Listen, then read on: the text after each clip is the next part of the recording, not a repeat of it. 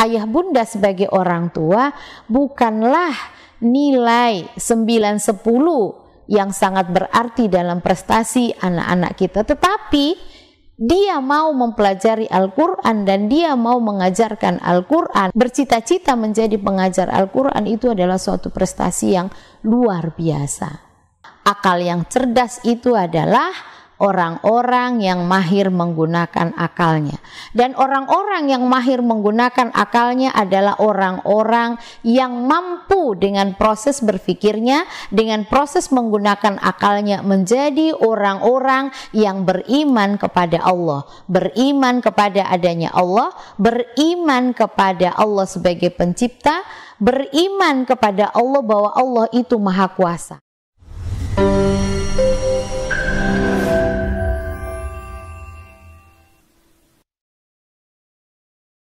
Assalamualaikum warahmatullahi wabarakatuh. Apa kabar ayah bunda? Semoga semuanya senantiasa dalam keadaan sehat dan semuanya dalam limpahan rahmatnya. Alhamdulillah, pada kesempatan kali ini kita dipertemukan oleh Allah. Semoga pertemuan ini menjadi pertemuan yang berkah. Kita sama-sama sharing ilmu dalam rangka memberikan pendidikan terbaik buat anak-anak kita dan buat generasi kaum muslim secara umum.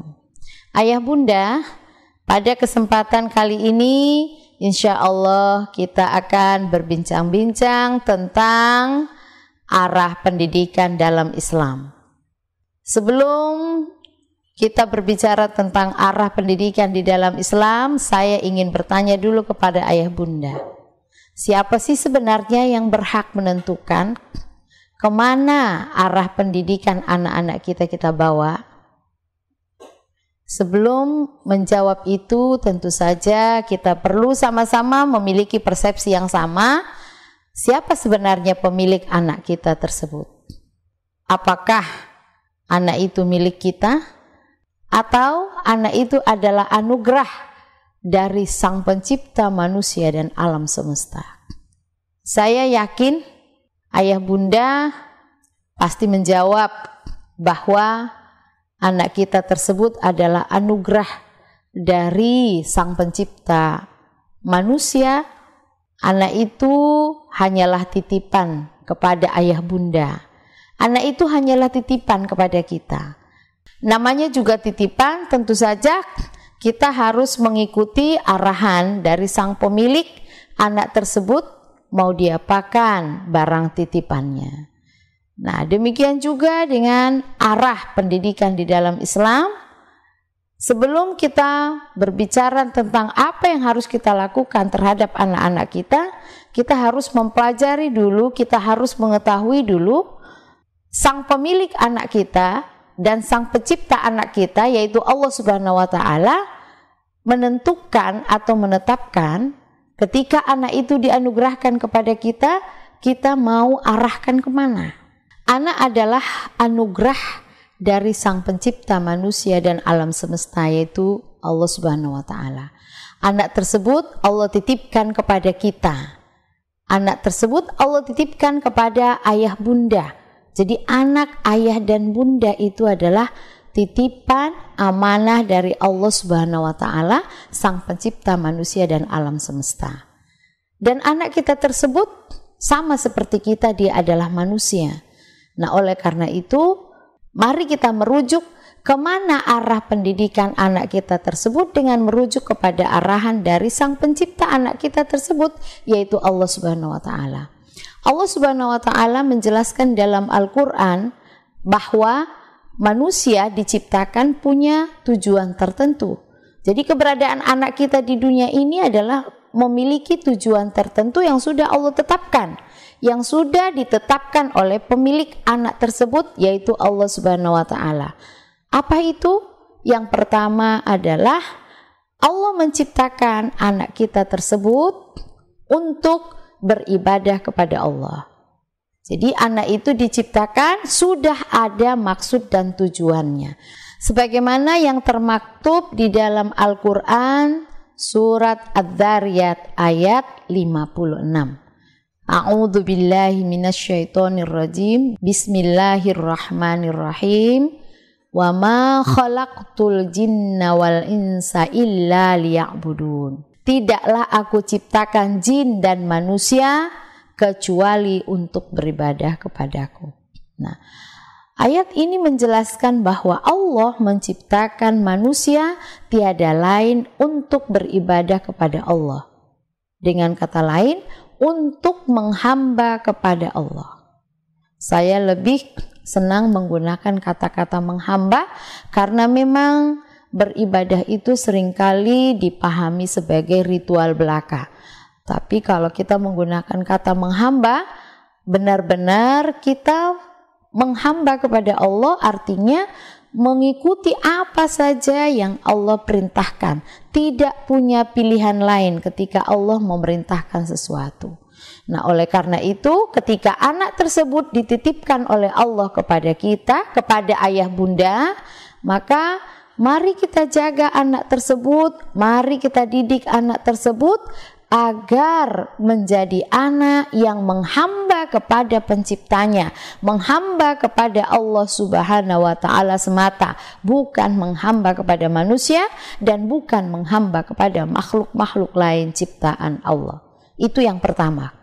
Yang kedua, Allah juga menjelaskan di dalam Al-Quran bahwa sejak awal penciptaan manusia pertama, yaitu Nabi Adam alaihissalam, Allah menciptakan manusia, dalam hal ini Nabi Adam alaihissalam sebagai manusia pertama, diciptakan untuk menjadi khalifah fil ard, untuk menjadi pemimpin di bumi, untuk menjadi manajer di bumi yang akan menata bumi dan menata makhluk-makhluk Allah yang ada di bumi agar semua berjalan kehidupannya secara harmonis dan sesuai dengan apa yang dikehendaki oleh penciptanya, yaitu Allah Subhanahu wa Ta'ala.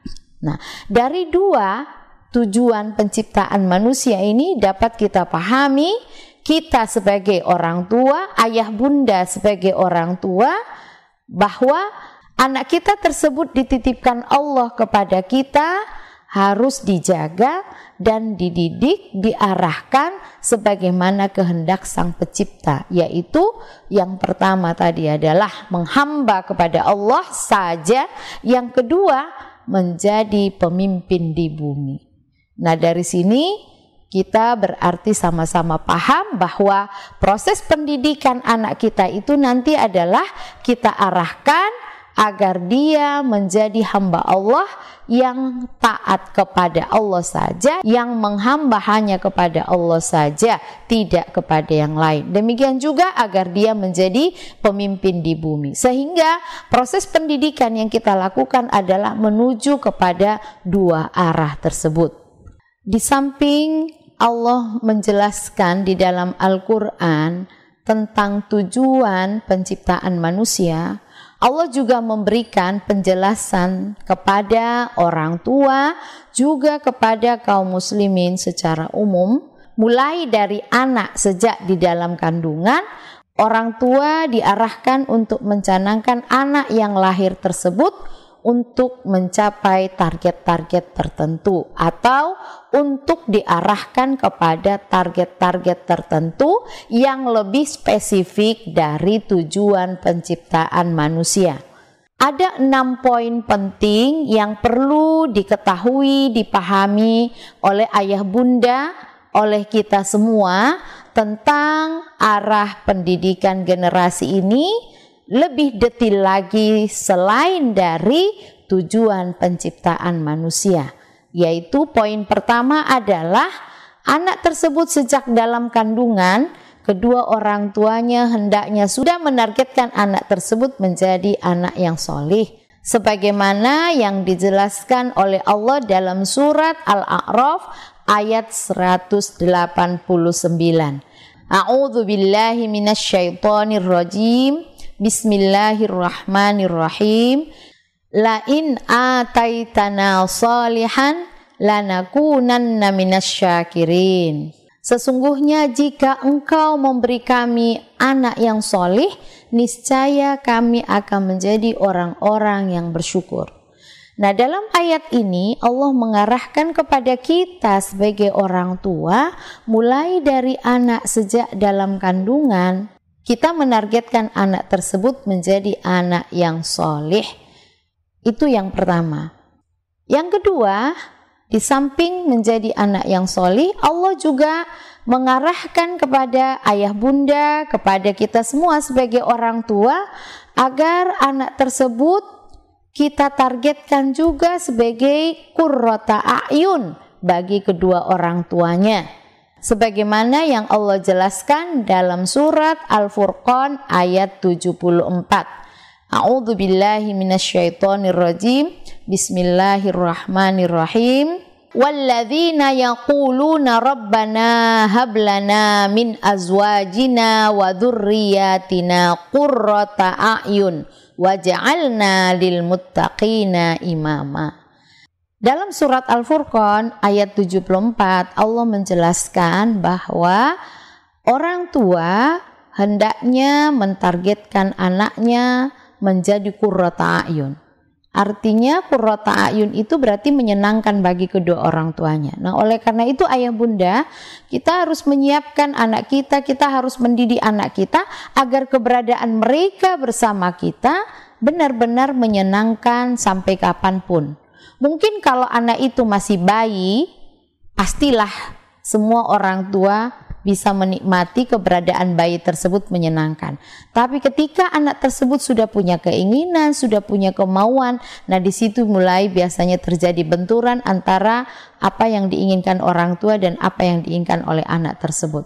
Bagaimana supaya ketika dia punya keinginan dia tetap menyenangkan? Nah, di sini kita harus bisa menjaga fitrah yang Allah ciptakan pada anak-anak kita tersebut, supaya anak-anak tersebut masih menyenangkan sampai kapanpun. Karena memang Allah menciptakan keberadaan anak kita tersebut adalah sebenarnya memang untuk menyenangkan kedua orang tuanya, untuk menjadi perhiasan hidup bagi kedua orang tuanya, sebagaimana yang Allah jelaskan dalam surat Al-Kahfi ayat 46. A'udzubillahi minasyaitonirrajim. Al-malu wal banuna zinatul hayatid dunya. Jadi pada hakikatnya kehadiran anak-anak kita ke bumi ini, kehadiran anak-anak kita dalam kehidupan kita itu adalah perhiasan kehidupan dunia, perhiasan yang menyenangkan bagi kedua orang tuanya.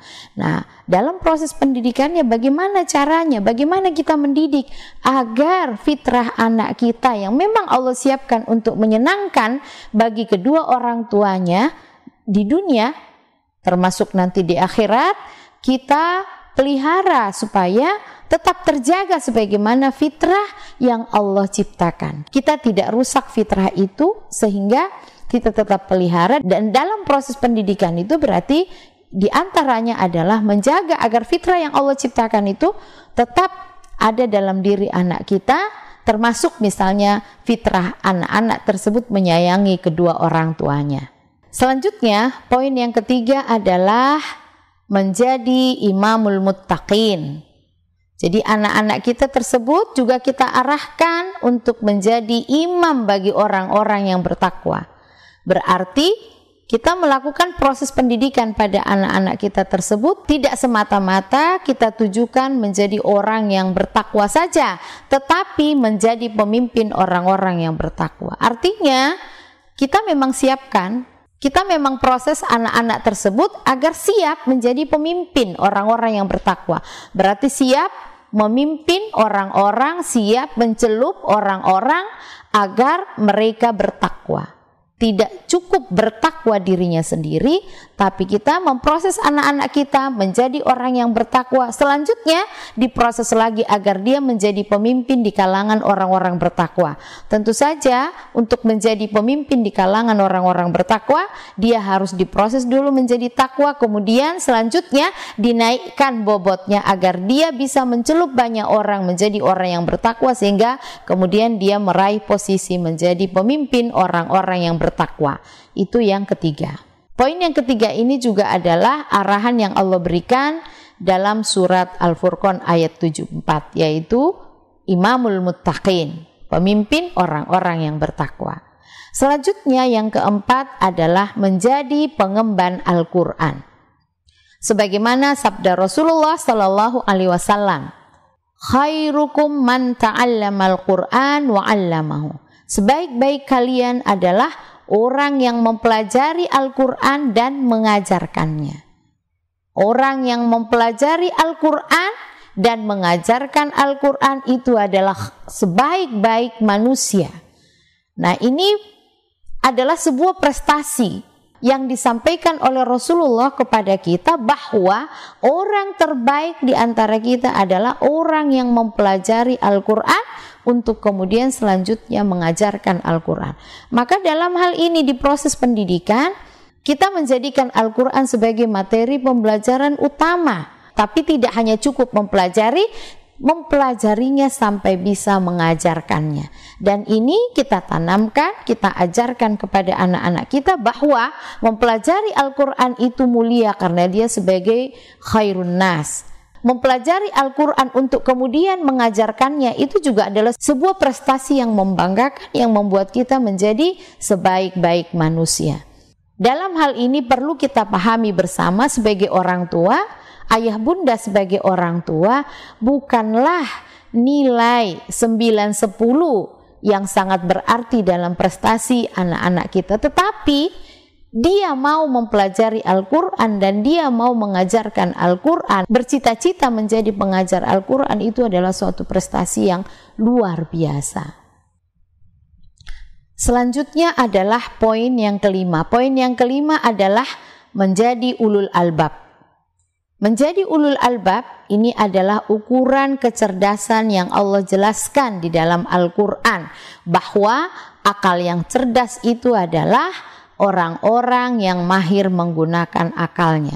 Dan orang-orang yang mahir menggunakan akalnya adalah orang-orang yang mampu dengan proses berpikirnya, dengan proses menggunakan akalnya, menjadi orang-orang yang beriman kepada Allah, beriman kepada adanya Allah, beriman kepada Allah sebagai pencipta, beriman kepada Allah bahwa Allah itu maha kuasa. Dalam setiap proses berpikirnya tentang ciptaan Allah, tentang alam semesta, dia pasti menemukan tentang keberadaan Allah, di mana Allah sebagai pencipta alam semesta ini memiliki kekuasaan yang luar biasa, memiliki kemampuan yang luar biasa. Nah, tanda-tanda maha kuasanya Allah, tanda-tanda maha hebatnya Allah akan didapatkan oleh orang-orang yang menggunakan akalnya saat dia berpikir tentang alam semesta, baik itu dalam penciptaan manusia maupun dalam penciptaan langit dan bumi. Sebagaimana yang Allah jelaskan dalam surat Ali Imran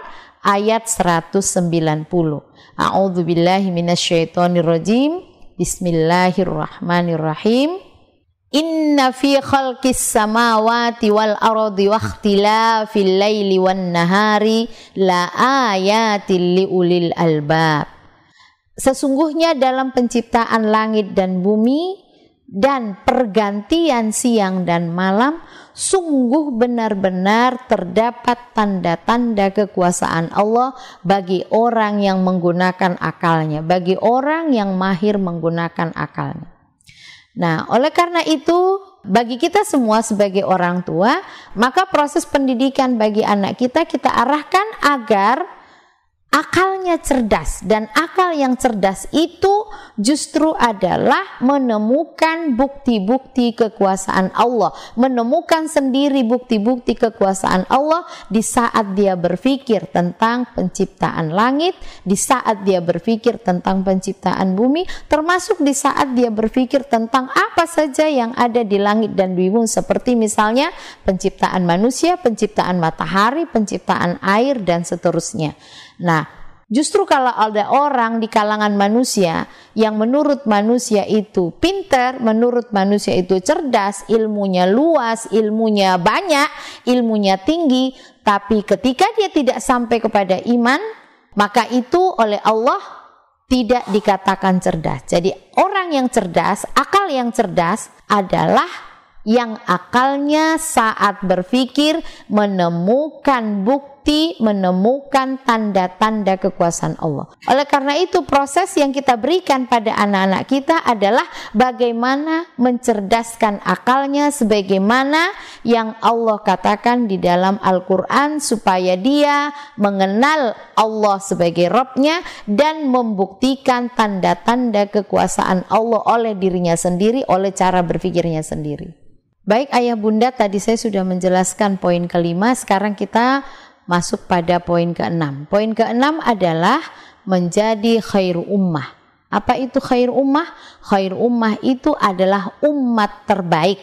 Istilah khairu ummah ini adalah istilah yang ada dalam Al-Quran, yaitu menjadi umat terbaik. Jadi anak-anak kita arahkan untuk menjadi bagian dari umat terbaik, sebagaimana yang Allah sampaikan dalam surat Ali Imran ayat 110. A'udzubillahi minasyaitonirrajim. Bismillahirrahmanirrahim. Kuntum khaira ummatin ukhrijat linnasi ta'muruna bil ma'ruf wa tanhauna 'anil munkar wa tu'minuna billah. Kalian adalah umat terbaik yang dikeluarkan untuk manusia. Kalian melakukan amar ma'ruf nahi mungkar dan beriman kepada Allah. Dalam ayat ini Allah memberikan pengarahan kepada kita, kepada kaum muslimin, agar kita termasuk anak-anak kita didik untuk menjadi bagian dari khairu ummah, yaitu umat terbaik di antara manusia. Jadi kaum muslimin ini adalah selayaknya menjadi umat terbaik. Maka anak-anak kita pun diarahkan memiliki predikat, memiliki karakteristik sebagai umat terbaik di antara manusia. Apa yang membuat anak-anak kita menjadi umat terbaik dan kita menjadi umat terbaik? Yang pertama adalah memiliki karakter senantiasa melakukan amar ma'ruf nahi mungkar. Jadi menyampaikan al-Islam, mengajarkan, mengajak orang lain kepada ajaran Islam dan juga mencegah orang lain dari kemungkaran. Nah, karakteristik khairu ummah adalah aktif melakukan amar ma'ruf nahi mungkar dengan landasan iman. Demikian ayah bunda, itulah 6 poin yang menjadi rujukan bagi ayah bunda, bagi kita semua dalam memproses, di dalam mendidik anak-anak kita, di dalam memproses dan di dalam mendidik anak-anak kita. Maka 6 poin ini ditambah dengan acuan tujuan penciptaan manusia, ini menjadi arah pendidikan anak-anak kita, arah pendidikan anak-anak kaum muslimin. Dan insya Allah ketika 6 arah ini yang kita jadikan sebagai acuan, ditambah 2 tujuan penciptaan manusia, maka insya Allah anak-anak kita nanti akan menjadi anak-anak yang hebat, yang dimuliakan oleh manusia di bumi, dan juga menjadi anak-anak yang diridhai oleh Allah, anak-anak yang akan mendapatkan derajat tinggi di hadapan Allah di yaumil akhir nanti. Dan insya Allah mereka juga nanti akan bisa membawa kedua orang tuanya menjadi orang-orang yang dimuliakan oleh Allah juga. Terima kasih ayah bunda dan juga semua hadirin yang menyimak video ini. Semoga bermanfaat buat kita semua dan semoga apa yang disampaikan dalam video ini bisa dijadikan acuan bagi ayah bunda dan bagi hadirin semuanya. Insya Allah akan kita lanjutkan materi yang lain di pertemuan berikutnya. Al-afu minkum, wassalamualaikum warahmatullahi wabarakatuh.